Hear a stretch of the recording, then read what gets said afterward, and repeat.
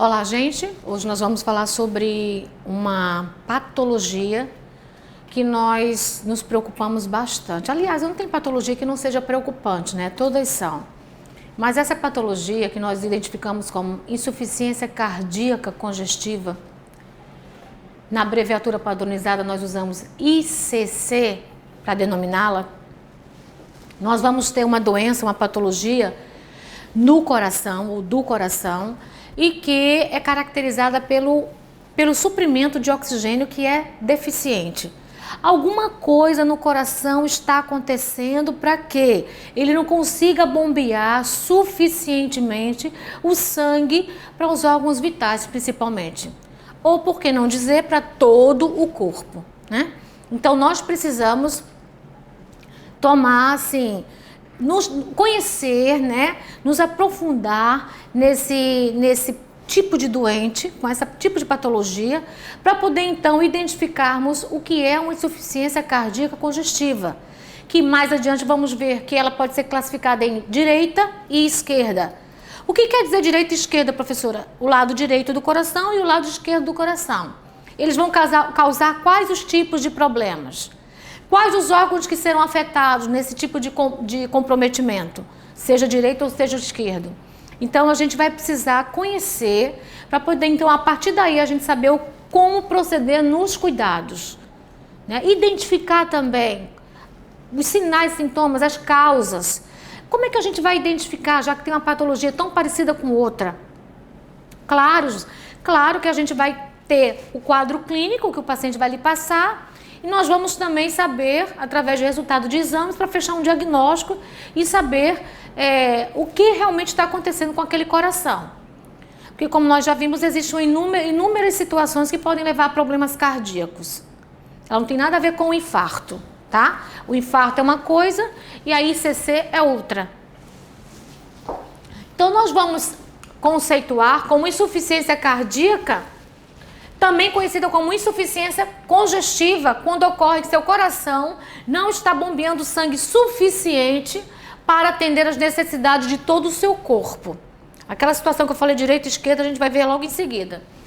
Como resultado, um fluido que pode se acumular nas pernas, pulmões e nos outros tecidos por todo o corpo ou por todo o sistema.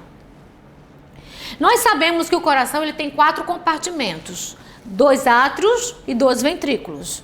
Então, a passagem da válvula, do vaso, que vai dar entrada no coração, né? Existe uma passagem ali, existe uma válvula. Existe uma válvula entre o compartimento do átrio com o ventrículo, seja ele direito ou esquerdo. Então, existem também mais 2 válvulas aí. E cada vaso que tanto entrando como saindo, para não entrar direto ou não sair ou voltar para o compartimento do ventrículo, nós precisamos também ter válvulas. Então, o coração ele é um encontro de várias válvulas que entram, que fecham e abrem a depender da necessidade de cada compartimento. Então, quando eu digo assim, o paciente apresentou insuficiência cardíaca esquerda, eu estou dizendo que as áreas que serão afetadas será o pulmão ou os pulmões, apresentando um acúmulo de líquido, apresentando edema pulmonar. Esse paciente vai apresentar também, tendo edema pulmonar, me digam o que ele pode apresentar? Dispneia. É um comprometimento do padrão respiratório. Então, se eu tenho muito líquido acumulado nos pulmões, eu vou ter um déficit da troca gasosa. Tendo um déficit da troca gasosa, eu vou ter problemas para poder receber o oxigênio. Consequentemente, eu vou ter dispneia. E ortopneia é também você ter uma dificuldade em respirar na posição ereta ou em pé. Então, o que eu preciso fazer? Sentar e, de preferência, ficar na posição de Fowler, no ângulo de 90 graus, ou semi-Fowler no ângulo de 45 graus. Diminui essa sensação de sufocamento, né? De encharcamento dos pulmões, e você consegue respirar um pouco melhor. Não estou dizendo que o paciente vai ficar livre do problema respiratório, não. Ficar livre é resolver o problema da insuficiência cardíaca, que também é uma doença crônica, não é uma doença curável. Uma vez com ICC, sempre com ICC. Então você vai estar menos problemático ou mais problemático. Mas eu não estou querendo dizer que ele vai ficar curado da insuficiência cardíaca, não. Já se instalou, já está feito, não tem mais como voltar atrás. O coração já está comprometido. Que, como vocês viram no conceito, é um problema do trabalho da bomba cardíaca. Então, já que houve um comprometimento cardíaco, não tem mais como você resolver. Existem procedimentos cirúrgicos que fazem o paciente diminuir os sinais e sintomas. Existe um comprometimento das válvulas, então vamos fazer assim, valvuloplastia. Existe esse procedimento nas cirurgias cardíacas. Mas também não vai melhorar 100%. Por quê? Porque o compartimento para onde o vaso, aquela válvula que está ali, do compartimento para o outro, do vaso para o compartimento do átrio ventrículo, quando ele comprometeu aquele músculo ali, ele já comprometeu, danificou e não tem mais como voltar. Você vai melhorar só para que não continue, não acrescente ou não exagere nos sintomas. O paciente não agrave, vamos dizer assim. Mas já foi comprometido. Então, precisamos entender o que é uma doença crônica, o que é uma doença aguda. O que é que eu posso resolver? O que é que não dá mais para resolver?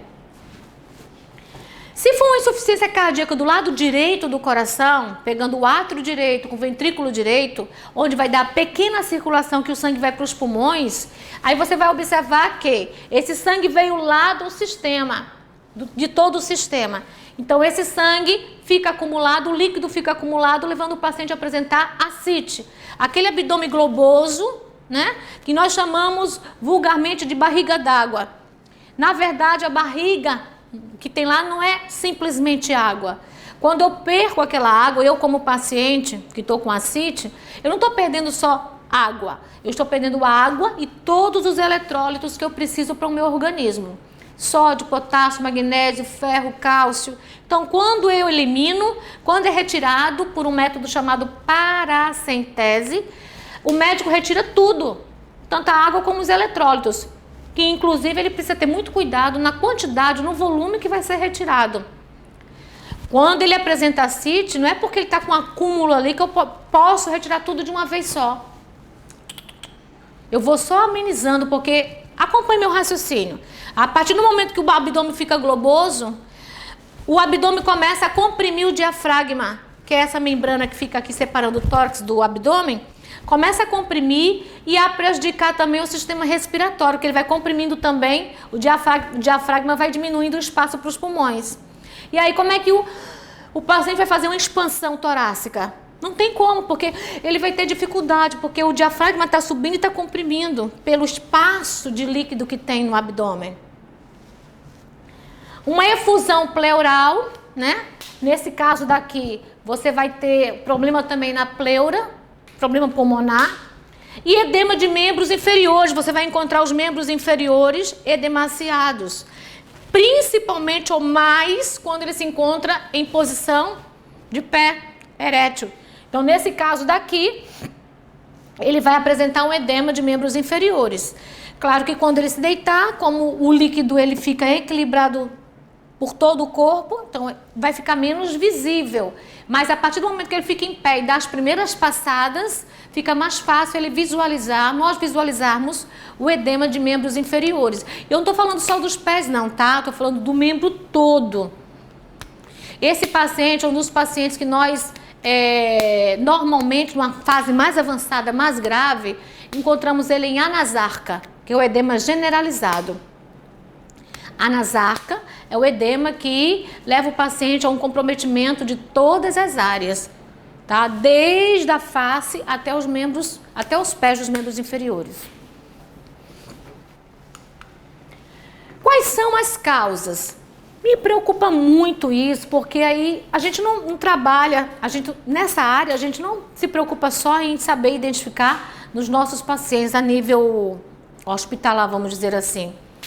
Nessa área a gente se preocupa também porque até pessoas da nossa família podem apresentar essa patologia e a gente, sabendo identificar, é muito melhor, porque aí você evita que se agrave o quadro. Ou que aquela pessoa só vai procurar uma ajuda médica quando não tiver mais o que fazer por ele. Então é importante que, quando a gente tenha conhecimento. Quando se tem o conhecimento do problema cardíaco, a gente procura resolver logo para poder não levar esse quadro daqui que não tem mais tratamento. Então, a insuficiência cardíaca ela pode ocorrer por várias razões. Só que a razão comum em todas elas é sempre um problema cardíaco, sempre no coração. Não existe comprometimento primeiramente ou de origem em outros órgãos. A origem é cardíaca. Então, para que aconteça a insuficiência cardíaca, eu preciso ter um coração problemático. Tá bom? Então, vamos falar das artérias coronarianas. Quando a gente fala das artérias no coração, eu estou falando de todo o sangue que está saindo do coração. As veias entram e as artérias saem. A artéria pulmonar leva sangue para os pulmões, tá? E a artéria do ventrículo esquerdo está levando o sangue para todas as áreas do meu corpo, do nosso corpo. Então, precisamos ter conhecimento de anatomia. Então, eu cobro muito dos meus alunos. Eu não tenho jamais como conhecer a fisiologia de um órgão sem primeiro saber a anatomia dele. Onde ele se encontra, qual é a função dele, quais são os compartimentos, tudo eu preciso saber. Ou então, pelo menos, o que é mais criterioso, né? Ataque cardíaco anterior, ou antes disso, eu preciso ter um IAM, porque o IAM eu tenho uma areazinha do coração que não funciona, para poder, então, eu ter um comprometimento cardíaco. Eu disse para vocês, olha, insuficiência cardíaca congestiva não é infarto, mas o infarto, ele é das situações que podem levar à insuficiência, porque depois do infarto, aquela área isquemiada, se o paciente sobreviver, porque não é todo infarto que você volta, então quando eu infarto, quando eu continuo em vida, eu fico com aquela areazinha do coração isquemiada. O que é isquemiada? Sem oxigênio. As células cardíacas morreram. Então, aquela parte dali que ficou sem oxigenação, morreu, não trabalha mais. E a depender da extensão da área que ficou em isquemia, eu posso ter um comprometimento maior ou menor do meu coração. Então, tudo vai depender da área que entrou em isquemia, da área que ficou sem oxigênio. A pressão arterial alta é um problema? Com certeza, principalmente no que se refere a um comprometimento das artérias cardíacas. Esse comprometimento que leva ao aumento da pressão arterial, o que é? Eu já falei em aulas anteriores que eu tenho aqui um vaso e aí eu tenho os chamados de ateromas. Os ateromas são placas de gordura que ficam aderidas à parede da artéria, prejudicando o fluxo sanguíneo. Então, é claro que aqui eu vou ter um aumento da PA, que nada mais é do que pressão arterial. É a tensão ou força que o sangue exerce para passar na parede das artérias. Então, se eu tenho aqui um impedimento para que o fluxo ande livre, eu vou ter um comprometimento do aumento da pressão arterial. Ela vai subir cada vez que tiver maior problemas na parede das artérias. Vai subir cada vez que tiver maior comprometimento, impedindo o fluxo livre do sangue. Então é bom que a gente entenda isso. Primeiro, qual é o conceito de pressão arterial? É o aumento da força, é a força que o sangue exerce para passar na parede das artérias. Então, quanto mais comprometimento tiver na parede das artérias, maior será a pressão, a força que ele vai exercer. Valvulopatias, vamos entender aqui, dividir essa palavra, das válvulas, patia, doença, então doença das válvulas. Logo no comecinho dessa aula eu falei sobre o problema das válvulas, dos vasos que entram na câmara cardíaca e entre o átrio e o ventrículo tem outra válvula também. Então tem inúmeras válvulas dentro do coração. Então se eu tiver uma flexibilidade dessas válvulas, ou então tiver um comprometimento que elas fecham, não abram mais, ou abram com dificuldade, passando pouco sangue, vai haver também um problema cardíaco, levando à insuficiência cardíaca. Então eu preciso ter essas válvulas trabalhando normalmente de forma correta, para que o sangue que entra no compartimento seja enviado para outro compartimento sem dificuldade nenhuma. Não precisa nem deve haver acúmulo de sangue em compartimento nenhum. Bom, Se entrou no compartimento esquerdo, ele veio de lá dos pulmões. Se não está passando bem, então vai haver acúmulo de lá nos pulmões. Vai ter edema pleural. Se saiu do compartimento direito, então ele veio de lá do sistema. Chega no direito para ir para os pulmões fazer a troca gasosa. Então, se veio do sistema, vai ter o edema de membros inferiores. Então, é preciso a gente identificar isso aí. Doença cardíaca congestiva. Doença cardíaca congênita. A doença cardíaca congênita é uma condição em que a criança já nasce com um problema cardíaco. Isso aí só cirurgia mesmo é que resolve. Então ele precisa entrar num procedimento cirúrgico para poder então sabermos se vai ter condições de continuar ou não. Isso precisa ser feito o mais rápido possível. Porque aí quanto mais tempo passa, maior o comprometimento cardíaco. E de todos os órgãos que vocês viram que quando o coração não bombeia bem, os outros órgãos vão ser afetados. Cardiomiopatia. É aqui, ó. Aqui eu junto muito com infarto agudo do miocárdio, tá? Porque quando eu digo cardiomiopatia, então o coração, o músculo, doença do músculo cardíaco. Então, quando eu falo de doença do músculo cardíaco, eu estou falando de o músculo não está trabalhando, fazendo aquela pressãozinha, sístole, diástole, sístole, diástole. Contrai, relaxa. Sístole, contrai. Diástole, relaxa. Então, isso aí a gente precisa também ter conhecimento. Porque a gente sabe que o coração, quanto maior o coração, maior espaço ele ocupar na caixa torácica, mais difícil ou maior dificuldade ele vai encontrar para bombear. Porque essa força exige muito do órgão. Então, se ele está aumentado de tamanho, eu posso citar aqui, como uma pessoa que tem um volume grande no seu corpo, você acha que ele vai correr com maior eficiência ou com a mesma eficiência que uma pessoa que não tem tanto volume? Não vai, gente, porque ele vai encontrar dificuldade, ele vai cansar rápido, ele vai sentir dor, né? Então, e com certeza já existem outros comprometimentos por conta da gordura. Então, a gente precisa pensar nisso. Então, o coração grande também, ele não consegue trabalhar bem. Vai ter dificuldade em trabalhar. Eu dou exemplo até aqui, nessa cardiomiopatia, a doença de Chagas. A doença de Chagas, ela causa uma doença do músculo cardíaco. Então, o coração vai crescendo, crescendo e o músculo fica todo comprometido. Ele aumenta de tamanho. Endocardite. Endo. Infecção do endocárdio cardíaco. Endocárdio faz parte de uma das 3 camadas do coração. Endocárdio, pericárdio e miocárdio. Então, são 3 músculos. E aí um deles infecta. Claro que para acontecer isso você precisa entrar em contato com alguma bactéria, não acontece do nada, tá? A miocardite, com a infecção do coração aqui, ó, já é no outro músculo, miocárdio. Que na verdade eles estão assim juntos, interligados, tá? Porque o miocárdio é o músculo do meio. Então aqui existe infecção também? Existe. É de um músculo, isso aqui é do outro. Diabetes. Por que a diabetes está como aí uma das causas para insuficiência cardíaca? Porque a gente viu na aula de diabetes que o paciente diabético ele tem várias complicações quando a diabetes se instala e uma vez instalada ela não sai mais, porque uma vez diabético, sempre diabético. É uma patologia que não tem cura, tá? Essa patologia ela leva a vários problemas. Claro que isso com o passar dos anos e agrava ou antecede se você não seguir as orientações prescritas.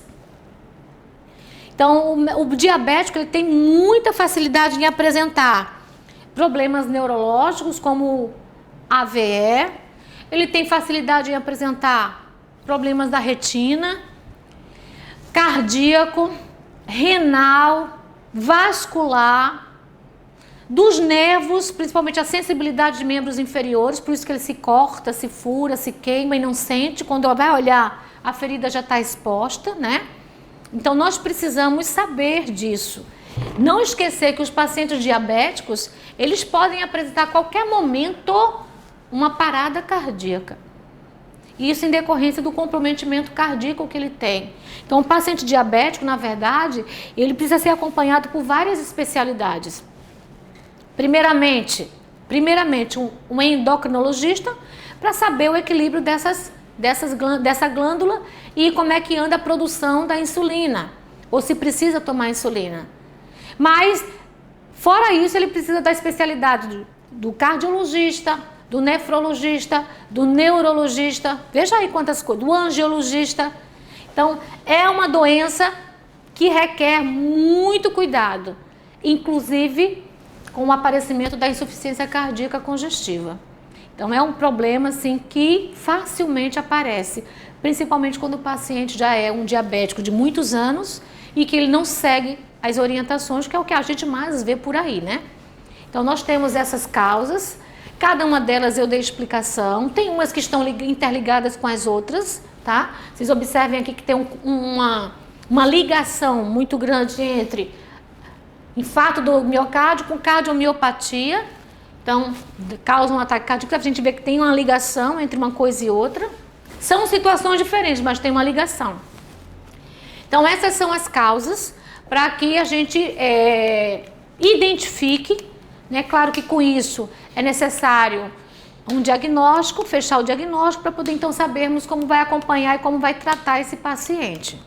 No próximo slide nós vamos falar sobre os sintomas da insuficiência cardíaca. O que um paciente com esse problema cardíaco ele pode vir a apresentar como sintomas?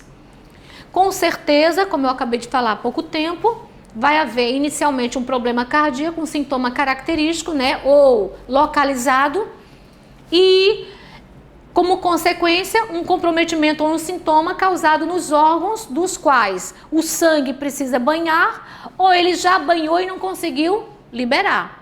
Existe um acúmulo. Então você sabe que existem órgãos, não só o coração, que vão ser comprometidos nesse momento. Os sintomas da insuficiência cardíaca não são sempre óbvios, não é sempre que você percebe de imediato. Foi aquilo que eu já falei também em outras aulas. Tem pessoas, cada um tem o seu limiar de dor, né?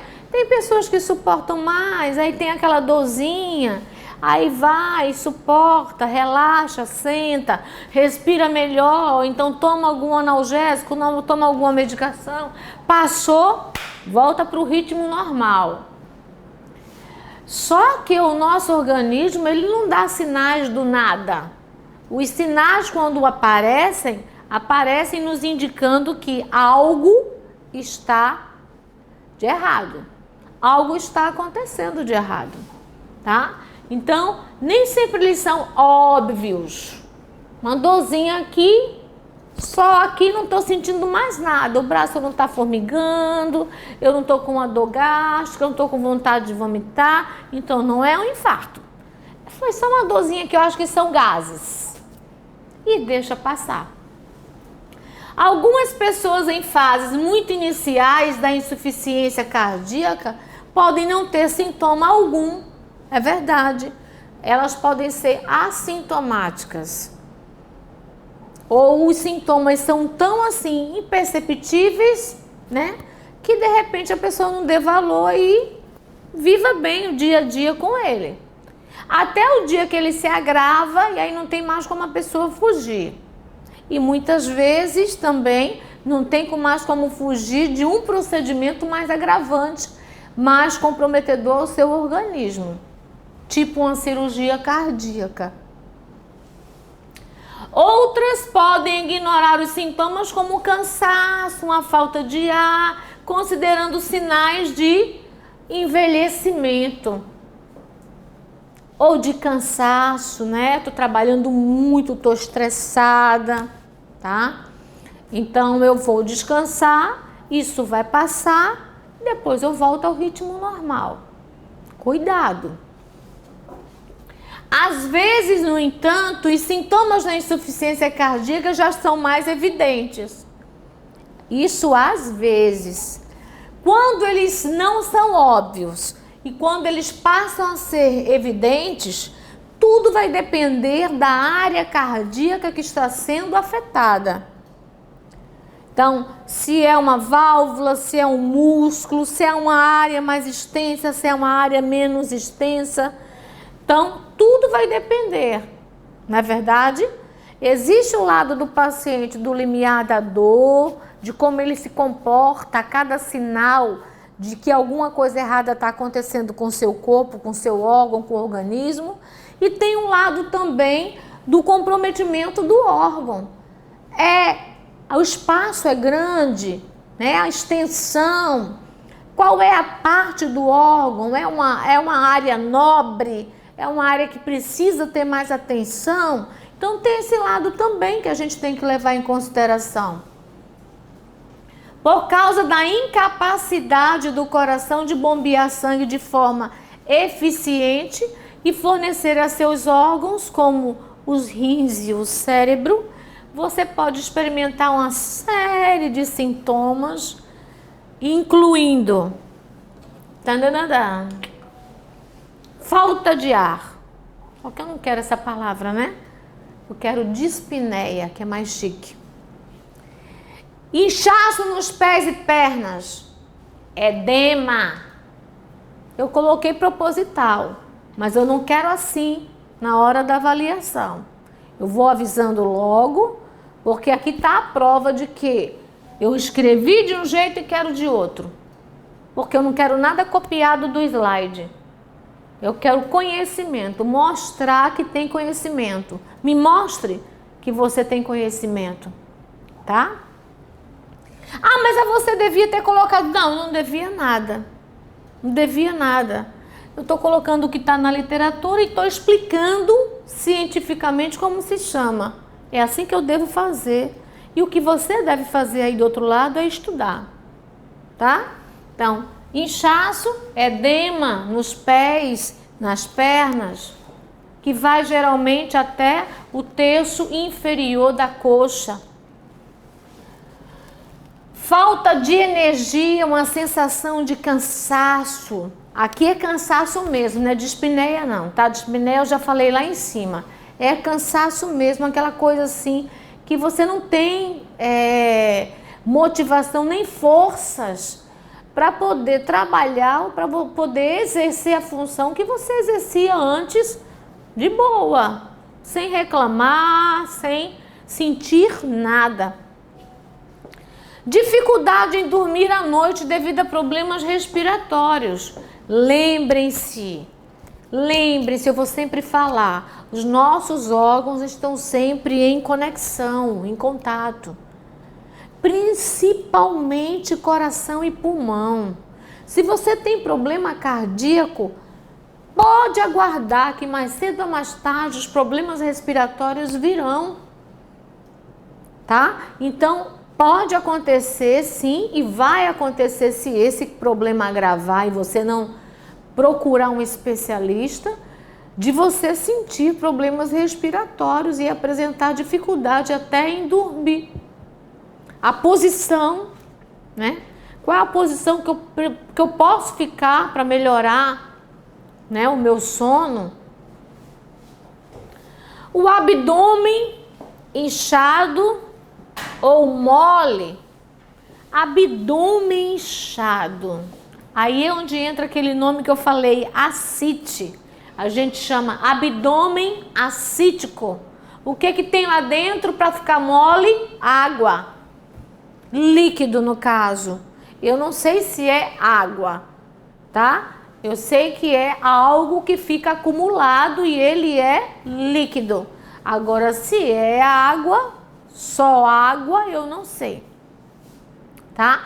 Mas é abdômen, mais tarde você vai saber. Mas é o abdômen ascítico. Então, é aquele abdômen globoso. Não é aquele abdômen de homens ou mulheres quando aumentam a circunferência abdominal, você toca que parece um pedaço de tábua. Não estou falando desse. Eu estou falando daquele que você toca e seus dedos afundam, seus dedos entram. Então ali ele mole. Então é um abdômen ascítico, tá? Ali tem líquido. Perda de apetite. Você vai começando a perder o apetite porque tudo que o abdômen distende, não importa o que tenha dentro, seja gordura, seja água, o que seja, o que for. Então, aumentou, você automaticamente começa a comprimir o diafragma. Comprimindo o diafragma, você tem problema respiratório. Isso aí é esperado. Quando você tem problema respiratório, pode ter certeza, em toda patologia, teve problema de respirar, pode ter certeza que o paciente não vai querer se alimentar bem. Ele não consegue. Porque para a gente se alimentar, se vocês já pararam para perceber também, a gente tem que parar para poder, para de respirar durante alguns segundos para poder mastigar, para poder, então, você deglutir. Então, você não faz aquele... Não, é aquela respiração superficial. O cara já não está respirando bem. Superficialmente, imagine fazendo uma inspiração mais profunda. Aí ele já fica pensando, bom, eu vou comer, quando eu comer eu vou piorar na respiração. Não quero comer. Me dê qualquer coisinha, uma parte, algo líquido que fique mais fácil para que eu me alimente, para que eu não entre em desnutrição, mas coisa sólida, mastigar, não quero não. Tosse com muco espumoso ou catarro, isso aqui é incomum, não é comum não, tá? Mas também é em decorrência do contato que o coração tem com o pulmão e o pulmão fica com o líquido também acumulado. O aumento da micção durante a noite, isso aqui se chama nictúria. Nictúria. Aumento de vezes que você se levanta para urinar à noite. Não importa, eu estou falando de nictúria, quantas vezes você levanta à noite para urinar. Eu não estou falando se aquele vai urinar pouco ou se vai urinar muito. Isso vai depender da patologia, tá? Uma confusão às vezes, aí é quando a coisa já está se agravando mais e aí as células nervosas já começam a ficar sem fonte de energia, sem água, com pouca água, com poucos nutrientes, oxigênio, e aí você já não começa a raciocinar muito bem. Tudo que eu tô, quando a gente coloca os sintomas, a gente vai colocando de forma aos acontecimentos gradativos, tá? Também não significa que obrigatoriamente todo paciente com ICC ou com insuficiência cardíaca congestiva vai apresentar tudo isso aqui. É como uma bula de medicação. Tem lá efeitos colaterais. Tomou a medicação, começou a apresentar um daqueles efeitos, não espere apresentar todos os outros. Não. Começou a apresentar um deles, você já comunica a quem prescreveu e pergunta se pode continuar, se não pode, se vai suspender, se vai trocar. Porque quando a gente coloca efeitos colaterais, ou quando eu coloquei aqui sinais, não significa que obrigatoriamente você precisa apresentar todos, tá? Mas para confirmar, aí vai para o médico, ele vai fechar o diagnóstico com os sinais e os sintomas, ele vai fazer os exames, fecha o diagnóstico e inicia o tratamento. Pronto, acabou. E com a confusão a memória fica prejudicada, tá? O que não é comum nas pessoas mais jovens, né? Não é comum que você tenha uma pessoa com 40 e poucos anos, com 50 e poucos anos e que ela não tenha uma boa memória. Ou então que ela tenha confusão mental. Isso não é normal. Alguma coisa está acontecendo, tá? Pode acontecer. Professora, eu conheci uma pessoa que com perto dos 40 anos apresentou demência. Sim. Pode acontecer, professora? Pode. Porém, não está na regra geral. Ela é uma exceção. É o que pode acontecer aqui. Eu posso ter um paciente com ICC, com os seus 40 anos, tá? E ter apresentar já uma memória prejudicada. Pode acontecer? Pode. Não é esperado, mas pode. Como a gente sabe, na área de saúde, nada é igual um com o outro paciente.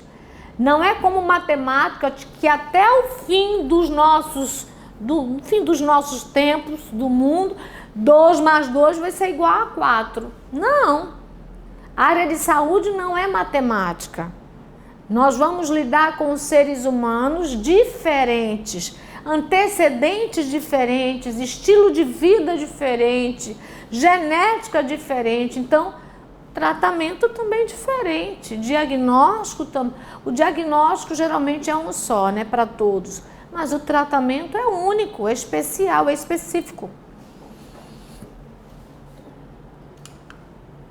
Quais são os fatores de risco? Quais são as situações em que provavelmente o paciente poderá se encaminhar para uma insuficiência cardíaca? Algumas pessoas têm maior probabilidade do que outras para desenvolver essa insuficiência. Ninguém pode prever com certeza quem é que vai desenvolvê-las, né? A gente não tem certeza de nada no nosso corpo. Eu só tenho certeza da minha árvore genealógica. Eu tenho certeza que meus antecedentes familiares têm diabetes, têm hipertensão, tem câncer, tem cardiopatia. Eu sei que está tudo lá na árvore. E que eu, possivelmente, quase que 90%, nos meus cromossomos, eu tenho tudo isso. Mas se eles vão desenvolver antes ou depois, ou não vão desenvolver até o momento do meu óbito, isso eu não sei lhe dizer. Tudo vai depender, né? Vai depender de como eu vivo a minha vida, da hora que eu acordo até a hora que eu durmo, incluindo até o lado emocional, tá? Que a gente vê que hoje o que dizem que o mal do século é o estresse. E o estresse mexe com muita coisa no nosso organismo, fisiologicamente falando. E é a parte mais difícil da gente tratar. É o estresse, é a depressão, é a ansiedade. É tudo muito mais difícil. Porque aí depende daqui, ó, só de você. Certo? Então vamos lá, ninguém pode prever com certeza quem irá desenvolver. Estar ciente dos fatores de risco e ver um médico para tratamento precoce, para a coisa não avançar, né? Não se tornar mais difícil de tratar, são boas estratégias para o controle da insuficiência cardíaca. Isso é verdade. Por isso que eu citei também em aulas anteriores que é interessante que possamos fazer um check-up anualmente. Se não anualmente, de 2 em 2 anos, mas que façam um check-up para poder vocês fazerem uma avaliação e precocemente diagnosticarem problemas que podem te deixar curado em doenças que não são crônicas, tá? Então vamos lá, quais são os fatores de risco? Pressão alta, já expliquei o porquê. Aquele probleminha das artérias, do que está obstruindo no lúmen da artéria, o sangue que está tendo força para passar, então pressão alta. O ataque cardíaco, que é o infarto do miocárdio, também já expliquei. É o problema também que o sangue deixa de passar e de fluir normalmente e alcançar a musculatura do miocárdio mais adiante. Então, aquela musculatura que não está recebendo sangue, ela vai isquemiar e ela vai necrosar. Necrosando aquela parte do músculo cardíaco, não faz mais a contratilidade juntamente com os seus colegas, seus outros músculos. Válvulas anormais. Já falei das válvulas também. Aquelas válvulas que ficam mais flácidas, principalmente com o envelhecimento. Por isso que a gente diz assim, ninguém quer receber, vou mudar um pouquinho de assunto para vocês entenderem. Ninguém quer receber um coração transplantado de um paciente com 70 anos. Eu não quero, se um dia eu precisar. Porque eu tenho quase que a certeza que este coração já não é um coração 100% sadio. É natural. O tempo vai passando e os nossos órgãos internos vão envelhecendo, vão apresentando problemas, complicações. Então, se for para transplantar, eu quero um coração de um jovem. Isso também, claro, não estou querendo dizer que 100% dos jovens tem coração sadio, não, mas que 90% tem, isso tem. Então, a gente tem que ter, noção das coisas. Aumento do coração, que é uma cardiomiopatia, eu posso citar o exemplo daí da doença de Chagas, né? Da doença causada pelo barbeiro e que faz com que o coração fique prejudicado, ele aumente de tamanho, alcançando quase que totalmente o tórax do paciente e que ele fique cansado ao ponto do paciente não conseguir fazer o mínimo esforço. Então, é um paciente que não tem cura. Esse coração a gente não tem o que fazer por ele, tá?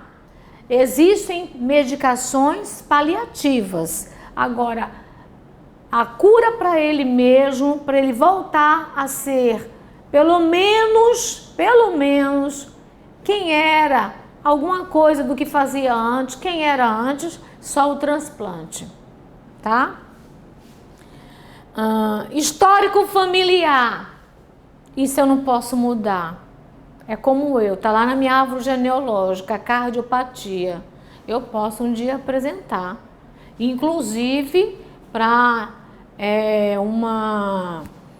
um espanto de vocês, e foi o meu também. Um dia eu fui fazer um check-up do nada.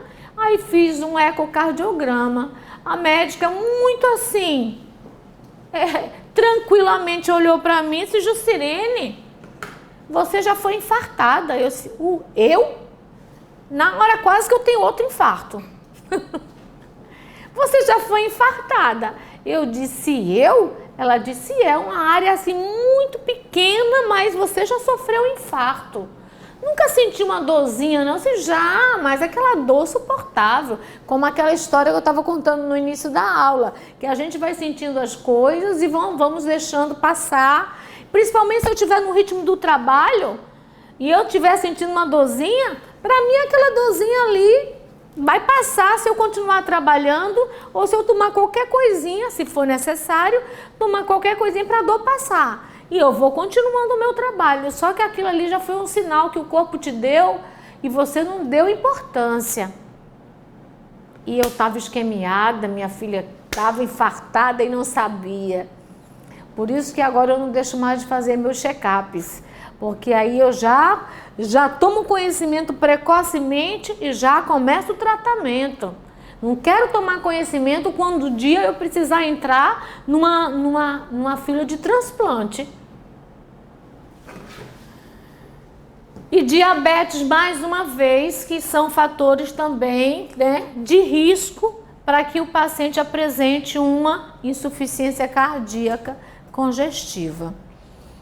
E o diabetes eu já expliquei, né? São N situações e o paciente fica todo debilitado. Como é que a gente chega a tomar conhecimento dessas situações? Como é o diagnóstico disso? Bem, apenas o seu médico pode dizer se você tem uma insuficiência e quanto a condição progrediu. O seu médico vai revisar seu histórico, né? Incluindo as doenças passadas e as atuais. Vai falar também, obviamente, é necessário falar sobre o histórico familiar e seu estilo de vida, o que você faz da hora que você acorda até a hora que você dorme. Dorme bem, até o sono, ele procura saber se você está dormindo bem ou não. Como parte de seu exame físico, o seu médico também vai verificar o seu coração. Ele vai lhe auscultar, ele vai solicitar um eletrocardiograma, que é diferente de um ecocardiograma. Eu, particularmente, se eu fosse cardiologista, eu, recebendo um paciente como primeiro momento, eu nem pediria o eletrocardiograma, porque tem exames que são assim, desnecessários, porque não me passam informações precisas. O eletrocardiograma mostra se você tiver já uma parada. Aí ele vai te mostrar, vai informar ali nas ondas, nos resultados. Agora, o ecocardiograma, ele vai te mostrar detalhes. Até se uma válvula não está fechando bem, ele vai te mostrar isso. Então, para que perder tempo com um exame onde você já pode fazer outro mais complexo, que vai te dar um resultado mais preciso, tá? Então, os exames vão estar presentes, tá? Onde que eu estava? Parte do seu exame físico, o seu médico irá verificar seu coração. Aí eu falei aqui na ausculta, solicitação dos exames. Ele vai auscultar os pulmões, porque como eu falei, o coração está muito ligado aos pulmões. O abdômen, para saber se você já se encontra numa insuficiência cardíaca congestiva direita, que vai fazer com que os órgãos, né, inferiores edemaciem. Pernas, e ver se os sinais de insuficiência estão presentes.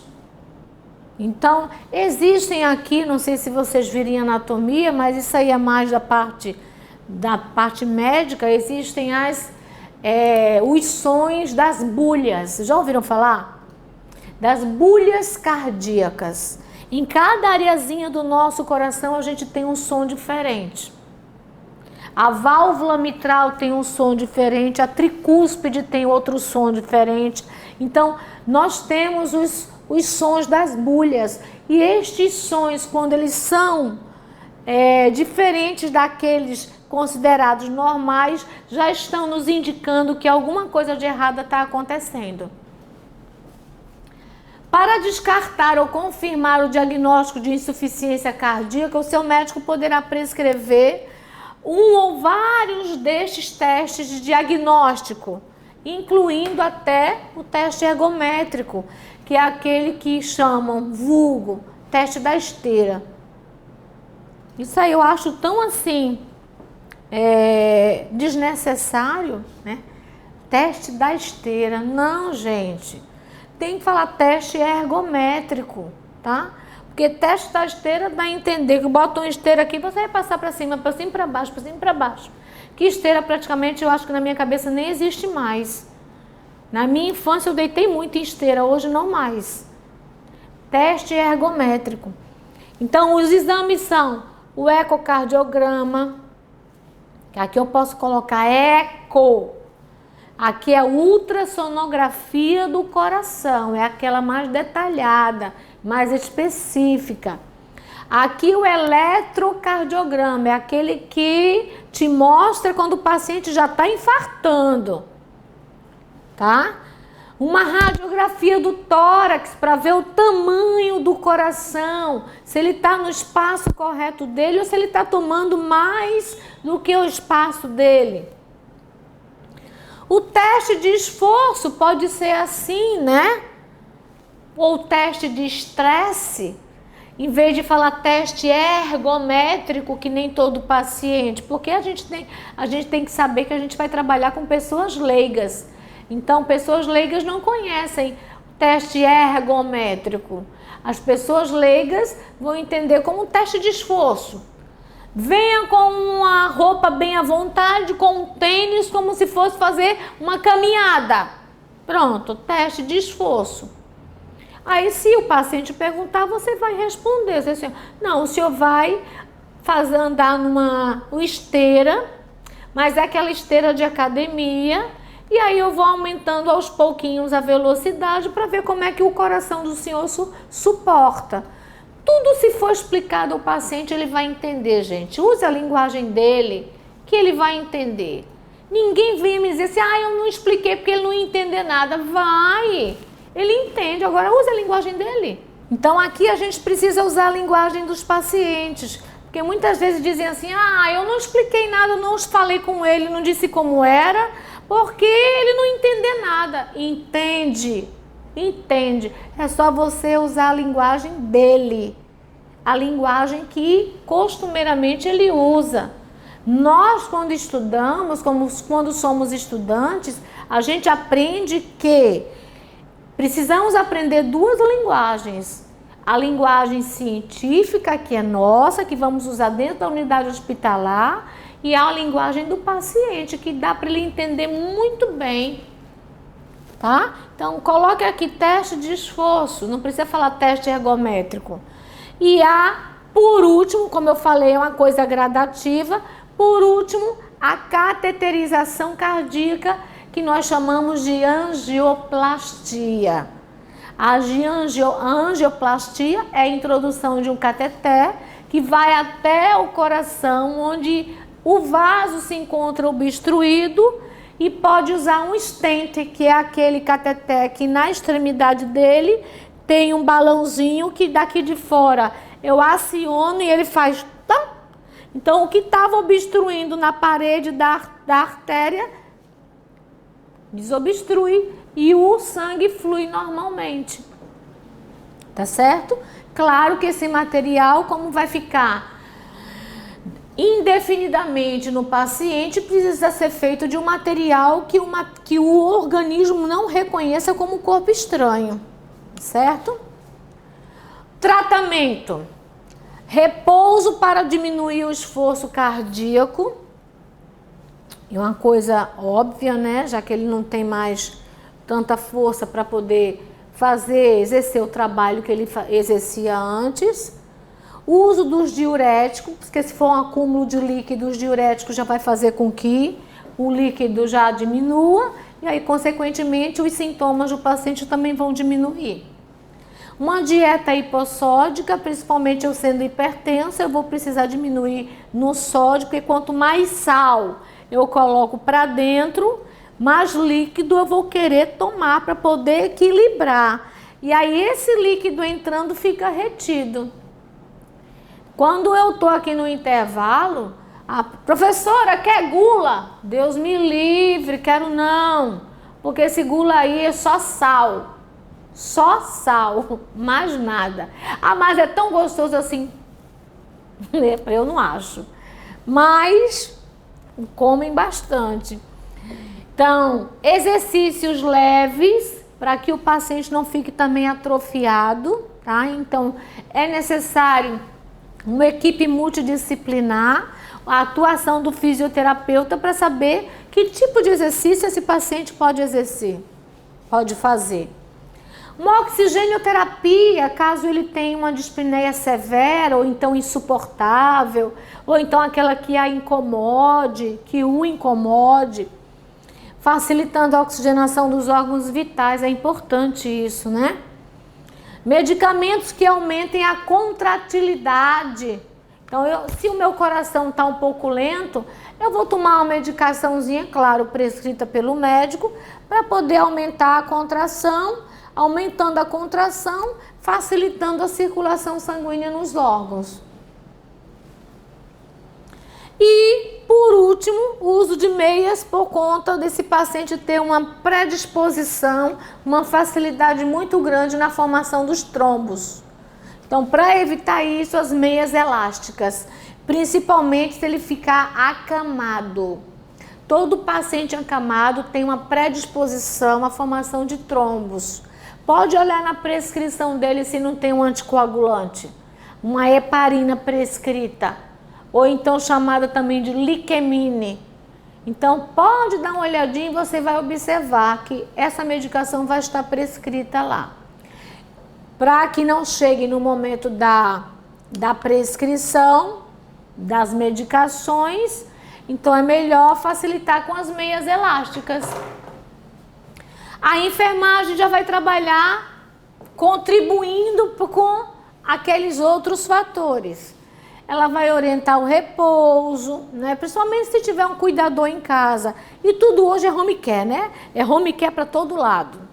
Então, ela vai orientar um repouso, ela vai controlar a dieta desse paciente para ver se escondido ele não come um pouquinho de sal a mais, porque pode acontecer, como acontece com diabético de comer doce escondido, acontece também com hipertenso de colocar um pouquinho de sal a mais. Porque uma comida insossa, meu amor, é péssimo, horrível. Manter o balanço hídrico, principalmente se a paciente tiver ascite. Ascite isso aqui, ó. Essa barriga que nós chamamos vulgo barriga d'água. Isso aqui, ó, é importante que você mantenha esse balanço hídrico, pesar diariamente, para saber se os diuréticos, para saber se a urina, às vezes em que ele está eliminando a diurese, está contribuindo para a diminuição do edema. Então é importante que você pese esse paciente sempre, todos os dias e em jejum. Observar a existência dos edemas, olha aqui, se você observar, tem edema no pé, tem edema no tornozelo, vai até o terço superior da perna. Ainda não alcançou a coxa, pelo menos aqui não está aparentando. Porque se você observar, quando o edemacia, ele fica também com eritema. O que é o eritema? Essa areazinha avermelhada, tá? Então, edema com eritema. Auxiliar, verificar os sinais vitais, também o nível de consciência do paciente, que vocês viram que ele pode apresentar uma certa confusão, né? Lapsos de memória. Auxiliar no controle da ansiedade, os pacientes ficam agitados. Isso não é só com essa patologia, não, com muitas, que quando se descobre, o médico diz, olha, repouso, nada de trabalho, nada de esforço, pronto, acabou com a vida da pessoa. A pessoa tinha um ritmo, né, acelerado, trabalhava, acordava de manhã, tererê, e voltava, e era só para dormir, no outro dia o mesmo ritmo. E de repente o médico diz assim, parou, se você for obediente vai parar, mas em contrapartida você vai ficar inquieto, ansioso, depressivo e etc. Por isso que existe uma equipe multidisciplinar para poder trabalhar isso com o paciente. Ele ter conhecimento da doença que ele tem, para poder então ele saber que precisava chegar o momento de parar. Para ele ter uma melhor qualidade de vida e viver um pouco mais. Quer trabalhar? Ninguém vai prender, nem vai acorrentar, não. Vá. Agora, sabendo que está com risco muito grande de chegar mais rápido ao óbito. E deve ser tratado de uma forma sincera. A gente tem que ser muito sincero, muito embora isso às vezes não adianta muito não, viu? Mas a gente tem que fazer. Não pode deixar de fazer não, mesmo sabendo que talvez não dê certo. Eu digo por conta da minha mãe, que eu já falei o que é diabetes, eu já mostrei amputação, já choquei ela com feridas horríveis, já mostrei tudo mais, não adianta. Então, a pessoa que tem que tomar consciência. Então, eu já prestei atenção que tudo na vida acontece quando a pessoa quer. Não adianta você olhar para a pessoa e dizer assim, nossa, como você está obesa, mulher, isso vai lhe prejudicar na pressão arterial, isso vai lhe causar doença tal e tal. Não adianta.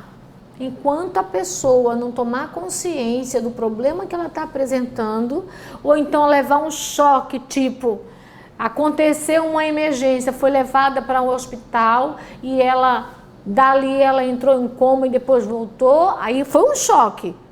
Foi um choque federal. Aí dali, de repente, ela melhora. Mas enquanto isso não acontece, ela só vai parar quando quiser. Não adianta o conselho que você der. Mas a gente precisa fazer a nossa parte, tá? Porque de repente, quem sabe você não tem um poder de persuasão boa. Um bom poder de persuasão. Eu não sei se eu tenho. Eu acho que eu não tenho, não. Eu não consegui fazer com minha mãe. Então, eu acho que eu não tenho, mas a gente precisa continuar tentando, tá? Continuar insistindo. Um dia chega lá, um dia chega. Então, tenham de uma forma sincera, participativa, deixar ele participar, tá? Quando eu li isso daqui, eu lembrei muito dos idosos, que não tem nada a ver com isso aqui não, tá? Mas a gente isola muito eles e a gente tem esse hábito, às vezes até a gente não presta atenção no que está fazendo. O paciente adoeceu, deixa ele na cama, ele está doente, tem que repousar. Aí leva a comida na cama. Por que não faz um esforço, não bota ele na cadeira e bota ele para comer com todo mundo na mesa? Não é verdade? É bem, olha, emocionalmente você não sabe o quanto isso é bom para ele. E não levar comida na cama e ele comer lá sozinho. É o exemplo que eu tô dando, tá? É o que passa na minha cabeça, mas...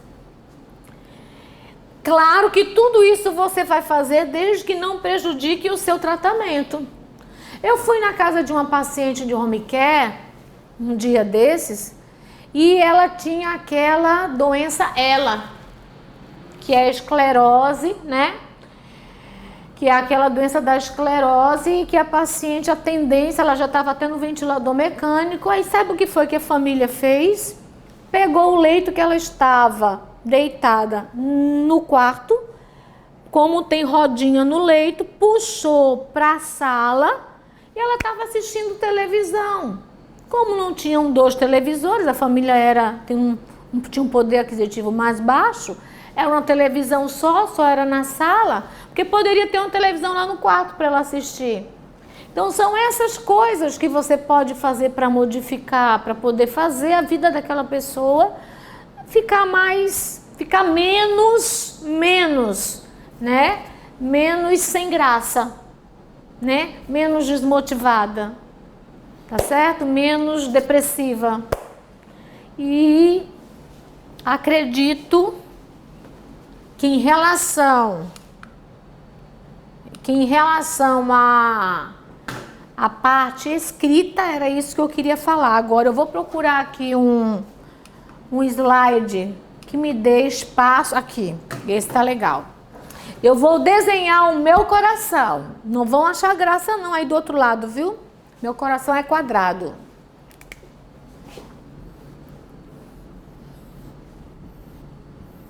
Quatro câmeras. Eu tenho 2 átrios e 2 ventrículos, e aqui eu tenho válvulas. Aqui válvula para as entradas dos vasos, que são as veias. Eu vou colocar aqui V para vocês saberem que o que entra no coração são as veias. Tô com esse coração agora aqui em mãos para mostrar para vocês a grande diferença. Este coração daqui, ó, é parecidíssimo com o nosso coração. Aqui tem os vasos, as colorações, vocês veem que tem azul e tem vermelho, são as artérias e são as veias. Nós, dentro do coração, nós temos os 4 compartimentos. Nós temos os 2 átrios, os 2 ventrículos, e essa parte daqui é o músculo cardíaco. Aqui nós temos as válvulas. Válvulas que separam os átrios dos ventrículos. E nós temos também as válvulas que fecham as veias quando libera o sangue para cada átrio e quando libera o sangue para os vasos. Aqui são as veias que entram nos átrios e aqui são as artérias que saem dos vasos. Agora vamos entender o porquê que um paciente com insuficiência cardíaca congestiva, ele tem um comprometimento direito e esquerdo. Bem, quando o sangue chega aqui, ele vem de lá do sistema, certo? Então, ele vem para passar para o ventrículo direito, esse é o lado direito, esse é o lado esquerdo. Então, vem, sai pela artéria, que isso aqui é uma artéria, para ir para os pulmões, tá certo? Então, quando isso não acontece, porque uma dessas áreas aqui